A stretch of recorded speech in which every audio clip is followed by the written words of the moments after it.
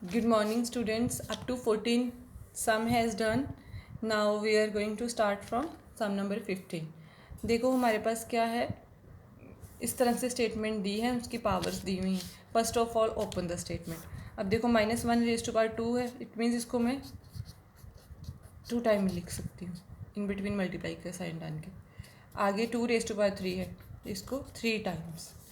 आगे फिर से 3/4 को 2 टाइम्स. इन बिटवीन साइंस क्या आएंगे, मल्टीप्लाई. कटिंग हो जाएगी 2 के साथ, 2 इसके साथ, 2 1 है 2, 2 2 है 4. कटिंग हो गई. अब देखो मेरे पास न्यूमिनेटर में क्या है. अदरवाइज़ ये स्टेप करने की ज़रूरत नहीं होती, सिर्फ आपको समझाने के लिए कर रही हूँ. देखो न्यूमिनेटर में -1 ये 1 और 3 मल्टीप्लाई 3, और में क्या है 2 मल्टीप्लाई 4. तो अब देखो डिनोमिनेटर में जो बच गया उसको मल्टीप्लाई करो. 2 4 या क्या आ जाएगा 8, 3 3 या 9, -1 -1 1, 9 1 या 9, क्या आ गया 9/8. क्योंकि ये 2 टाइम्स है ना, माइनस माइनस 2 बार है, तो आफ्टर मल्टीप्लिकेशन ये -1 क्या बन जाएगा 1 बन जाएगा. और 3 3 या 9 क्या बन 3 3 या क्या बनेगा 9, और 9 1 या 9 क्या आ जाएगा 9. ये करने की ज़रूरत नहीं है, ये सिर्फ आपको समझाया है. ठीक है. अब देखो मेरे पास 16 सम में इस तरह की फॉर्मेशन दी है स्टेटमेंट की. उन्होंने बोला ए की वैल्यू क्या है 2 और बी की वैल्यू क्या है 3. तो मैंने इस स्टेटमेंट में फर्स्टली फिल करूँगी. ए की जगह पे आ जाएगा 2 और बी की जगह पे आ जाएगा 3, और यहाँ पे ए लिखा है, इट मीन्स यहाँ पे क्या आ जाएगा 2. ठीक है. अब 2 + 3 क्या होता है 5 raise to power 2. It means इसको मैं 2 टाइम मल्टीप्लाई कर सकती हूँ आपस में. 5 5 5 क्या बन गया 25. तो इसका आंसर क्या आ गया मेरे पास 25 इट्स आंसर. सिमिलरली आपने जो नेक्स्ट पार्ट है वो सॉल्व करने हैं. 15th का सेकेंड पार्ट भी आप खुद करोगे. ठीक है बेटा. And before starting of the second exercise,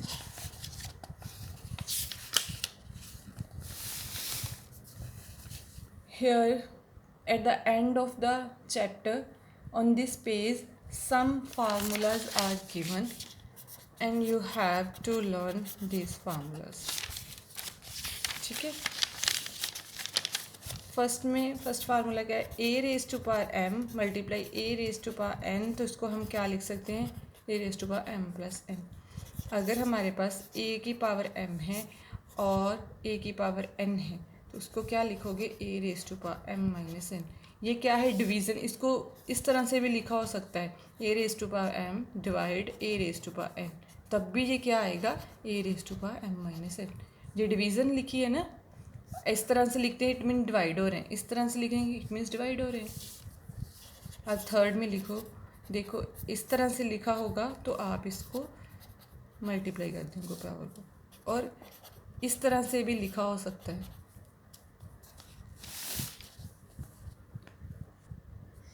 next is fourth, a multiply b raise to power n.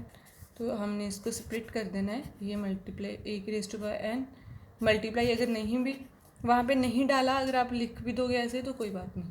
ठीक है. अगर आप सिंपल भी लिखोगे ना a raise to power n और b raise to power n, that is also fine. अब देखो a raise to power b की पावर n क्या आ जाएगा b की पावर n. फार्मूले किस तरह से यूज़ होंगे एक्सरसाइज में, अगर बेस सेम है पावर्स डिफरेंट हैं तो क्या कर दोगे बेस 1 लेके पावर्स को प्लस कर दोगे. अगर बेस सेम है पावर्स डिफरेंट है और डिवीज़न की फॉर्म में है तो हम क्या करेंगे बेस 1 लेके पावर्स को सब्ट्रैक्ट कर देंगे. ठीक है. अगर इस तरह से है तो इस तरह से खोल देंगे उसको. फॉर एग्जांपल 2 की पावर 3 और 2 ऐसे दिया है, तो क्या आ जाएगा 2 रेज़ टू पावर 3 मल्टीप्लाई 2 क्या आ जाएगा 2 रेज़ टू पावर 5. ठीक है. अगर हमें ऐसे दिया है तो क्या आएगा, बेस सेम है ना a इट मीन्स यहाँ पे 2 2 आ गया, तो क्या आ जाएगा 2 रेज़ टू पावर 1 + 2. अगर इस तरह से दिया होगा